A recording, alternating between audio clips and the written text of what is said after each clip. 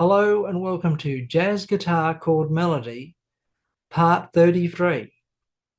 Hi, I'm Mike Hayes, and in today's session, our focus will be on the 2-5-1 chord progression in the minor key.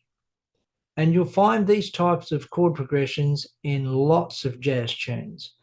The Shadow of Your Smile, Autumn Leaves, Blue Bossa, and heaps more. And one of the things we'll be doing today is taking the minor sixth chord shape and moving it up to create the 2-5-1 chord progression. You'll see what I mean as the lesson progresses. But before we get started, just a quick reminder to subscribe if you haven't already, so you don't miss out on any of the good stuff. So, time to grab your guitar and let's get started. We're going to start this session off by introducing a new technique, and it's called the locked knuckles approach. And what this simply means is we're going to find a chord shape and move it around the fingerboard to create the desired chord progression that we need. I'm going to start with the C minor sixth chord shape, and as we've discussed in previous sessions, a chord can serve many different functions depending on the harmonic environment. So if we have a look at the notes in the C minor sixth chord, we have the notes C, E flat, G and A. And in today's session, I'm going to treat this chord as if it's an A minor 7 flat 5. The notes in an A minor 7 flat 5 chord are A, C, E flat and G. So as you can see, it's exactly the same notes. In fact, it's just a different inversion of a C minor sixth chord. Now on the screen you'll see a 2-5-1 in the key of G minor. Now typically you'd have an A minor 7 flat 5. That's the chord shape we're going to use that C minor 6 for. It's going to function as an A minor 7 flat 5. And now the party trick that we're going to try is take that same shape and move it towards you, move it up the fretboard 3 frets.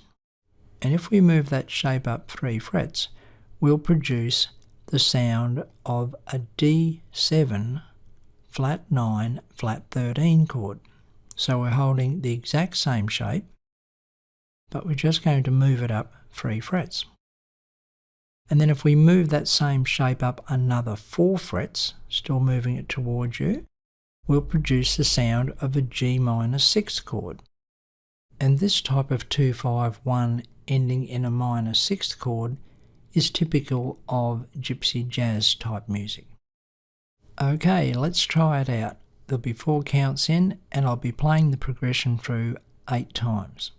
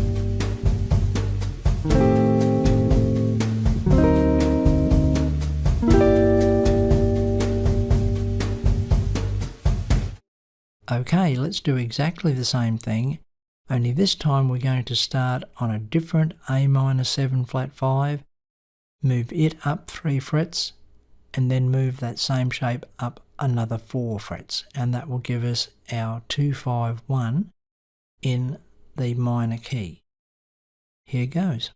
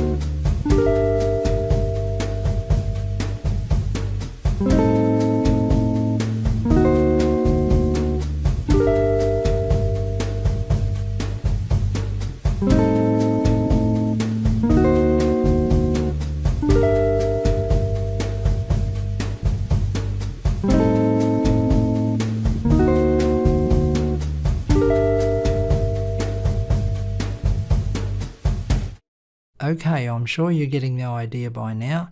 Let's do the same thing starting on the next A minor 7 flat 5, moving it up 3 frets, then moving it up 4 frets. Here goes.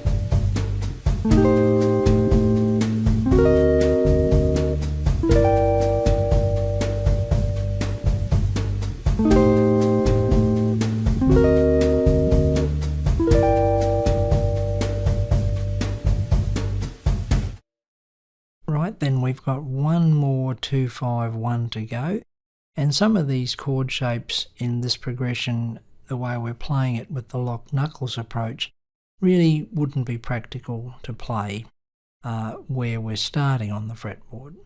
So if you find you can't play some of the shapes, just drop it down an octave. In this example, I'm playing the G minor 6th an octave lower, because it's too high to play on my guitar. Here we go.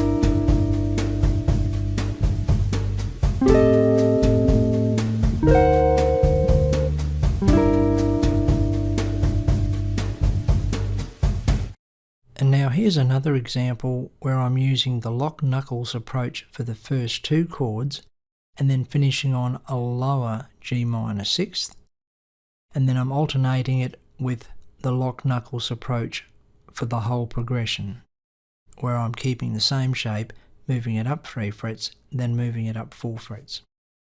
Here we go.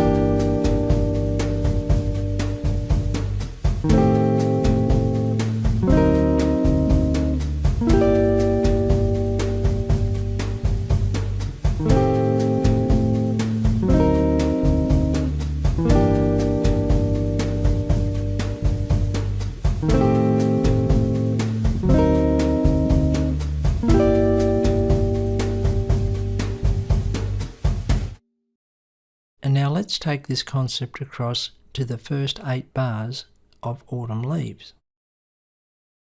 We're going to leave the first 4 bars pretty much standard, but we're going to use our locked knuckles approach in bars 5, 6 and 7.